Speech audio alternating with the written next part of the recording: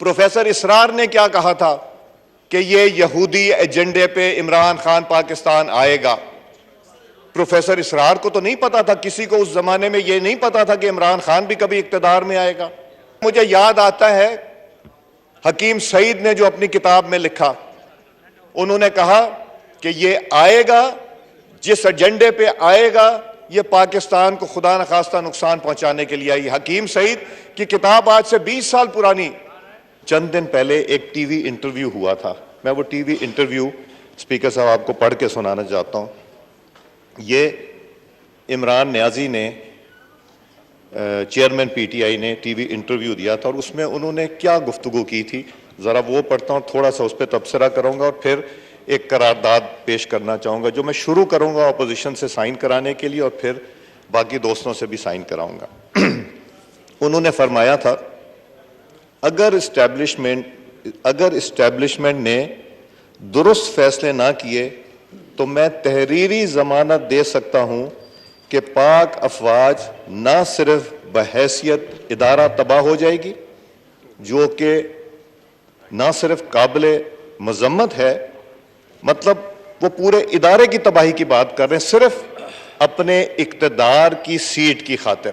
ये कितनी बदकिस्मती है इस मुल्क की कि एक जमात का लीडर ये कहता है कि इस्टेब्लिशमेंट में अगर दुरुस्त फैसले ना किए तो तहरीरी जमानत देता हूं कि पाक फौज ना सिर्फ बहैसियत इदारा तबाह हो जाएगी, पाकिस्तान की एटमी हैसियत खत्म हो जाएगी। यहूदियों से कनेक्शन खान साहब का और पाक अफवाज पे इल्जाम ये धर रहे हैं। इन्होंने, किसने जैक गोल्डस्मिथ की जाके इलेक्शन कैंपेन की थी जो एक यहूदी है, और किसके खिलाफ, एक पाकिस्तानी मुसलमान सादिक के खिलाफ जो मेयर का इलेक्शन था। और ये बातें करते हैं कि पाकिस्तान की अफवाज जो है वो तबाह हो जाएगी और पाकिस्तान एटमी हैसियत खत्म हो जाएगी। इनको सोचने समझने से पहले, ये बात करने से पहले ये सोचना चाहिए था कि इक्तदार की हवस में इतना ज्यादा उनकी आंखें चुंधिया हैं।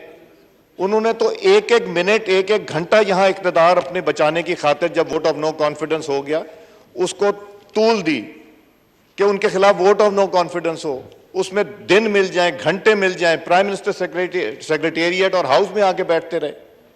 ये इक्तदार इज्जत से मिलता है, इक्तदार पे कब्जा नहीं किया जाता। और फिर उस इक्तदार की खातिर जो अल्लाह ताला की देन है और अल्लाह ताला जब चाहे देता है और जब चाहे ले लेता है, ये अपनी अफवाज को, एटमी ताकत को तबाह और बर्बादी की तरफ देखना चाहते हैं। आगे सुनिए, ये कहते हैं कि पाकिस्तान की एटमी हैसियत खत्म हो जाएगी और मजीद ये पाकिस्तान के 3 टुकड़े हो गए। खुदा न खास्ता मेरे मुंह में खाक। और ये जितने लोग यहां बैठे हैं मेरे दोस्त, ये भी सोचते होंगे कि ये बयान देने से पहले कम से कम ये कहा होता कि अल्लाह ना करे, खुदा न खास्ता।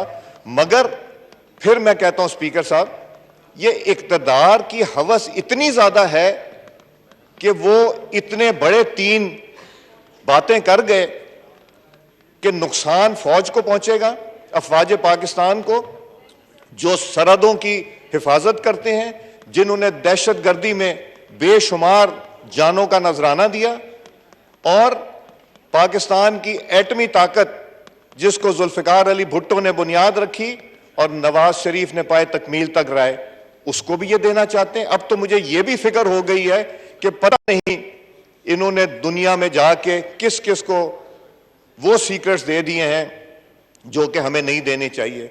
फिर कहते हैं पाकिस्तान का टुकड़े हो जाएंगे। आपको याद है एक जमाने में एक नक्शा फिरता था कि पाकिस्तान के इतने हिस्से होंगे। ये तो वो बातें कर रहे हैं। ये तो लगता है कि वो तहरीर इन्होंने की थी, वो नक्शे इन्होंने बनाए थे, इमरान न्याजी ने बनाए थे। ये बातें करने से पहले उनको सोचना चाहिए। अब मैं आज ये सोचता हूं, जब कहते थे कि IMF पे जाने से पहले मुझे खुदकुशी कर लेनी चाहिए, खुदकुशी गुनाह है, जुर्म है, कोई माफी नहीं। मगर काश इन्होंने खुदकुशी कर ली होती, IMF के पास ना गए होते और ये बयान देने से पहले भी खुदकुशी कर ली होती। स्पीकर साहब, ये कहां से सियासत पाकिस्तान की जा रही है? ये वो अल्फाज हैं, ये वो बयानात हैं जो हर पाकिस्तानी के दिल पे तीर की तरह चुभते हैं। ये वो बयानात हैं जिससे हर पाकिस्तानी को तशवीश होती है कि ये किस तरह के बयान तो ये देना चाहिए था कि अफवाज पाकिस्तान अपनी जिम्मेदारी पूरी करेगी। वो चाहते हैं कि अफवाज पाकिस्तान उनकी ताबे हो जाए। अगर वो ना हो तो फिर वो बातें करें जो उन्होंने अब की। एटमी ताकत की बात करते हैं, यहां तो पूरा पाकिस्तान एटमी ताकत की दिफा के लिए खड़ा होने को तैयार है, और वो कहते हैं कि एटमी ताकत नहीं रहेगी। फिर वो बात करते हैं, खुदा ना खास्ता मेरे मुंह में खाक, कि पाकिस्तान के 3 टुकड़े हो जाएंगे।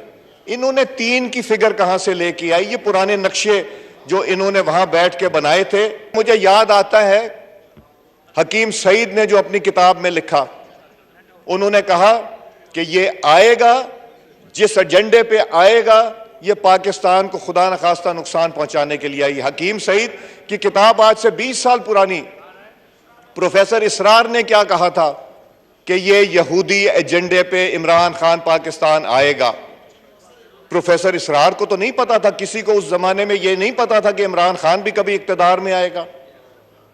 और मैं उनसे सवाल करता हूं, जो लोग इसकी दिफा करते हैं कि क्या ये तीनों चीजें दिफा करने के लायक है या नहीं है, मैं ये चाहूंगा कि उन लोगों से ये सवाल करूं कि क्या इमरान खान की सियासत तुम्हें पाकिस्तान से ज्यादा अजीज है?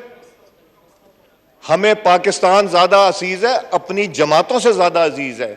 हमें अपने कायदीन, हमें अपनी जमातें बहुत अजीज हैं, मगर इस्लाम के मजहब से और पाकिस्तान से ज्यादा कोई चीज मुकद्दम नहीं।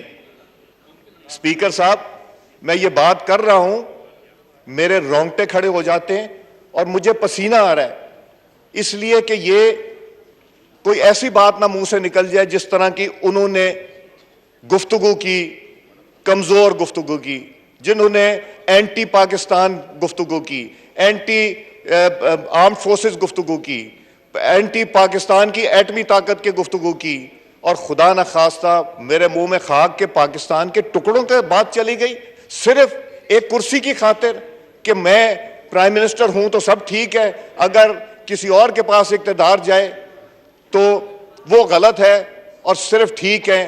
कभी ये एक लेटर की बात करते हैं, कभी ये कोई और चीज चलाते हैं, हर हफ्ते इन यू टर्न लेके कोई नई चीज लाने की कोशिश करते हैं। ये बात नहीं चलेगी।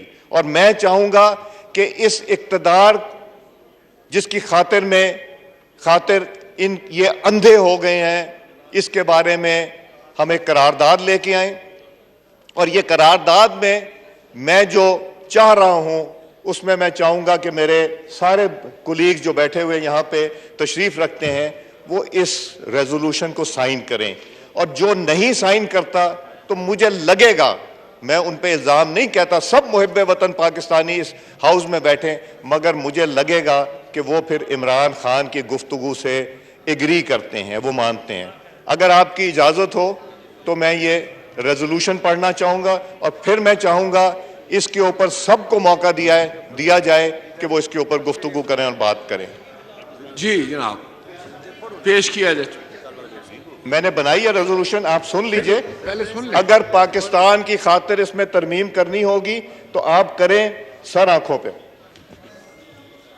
ये ऐवान पाकिस्तान तहरीक इंसाफ के चेयरमैन इमरान अहमद न्याजी के टीवी इंटरव्यू में दी गई इस बात की शदीद अल्फाज में मजम्मत करती है कि अगर इस्टेब्लिशमेंट ने दुरुस्त फैसला ना किए तो मैं तहरीरी जमानत दे सकता हूं कि पाक फौज ना सिर्फ बहैसियत इदारा तबाह हो जाएगी बल्कि पाकिस्तान की एटमी हैसियत ख़त्म हो जाएगी, नाउज़ुबिल्लाह।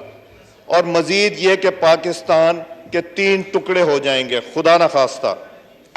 ऐवान इस अमर से बखूबी वाकिफ है कि ना सिर्फ पाक फौज अपनी जिम्मेदारियां आइन और कानून के तहत सरअंजाम दे रही है, बल्कि मुल्क की जोग्राफियाई सरहदों की दिफा की ज़ामिन है।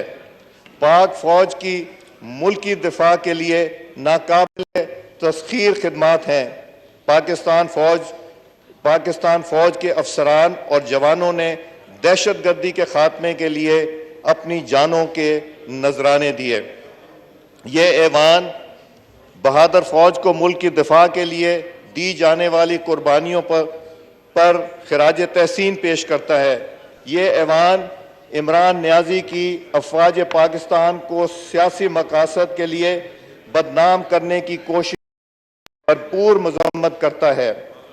पाकिस्तान के टुकड़े टुकड़े करने की बात काबिल मजम्मत है और मुतालबा करता है कि साबिक वजीर आजम, दिल नहीं चाहता उनको साबिक वजीर आजम भी कहूं, जिसने हल्फ उठाया हो पाकिस्तान को की दिफा करने का, वो ऐसा बयान दे रहा हो, मगर चूंकि वो हैं एक हकीकत है, इसलिए मैं कहता हूं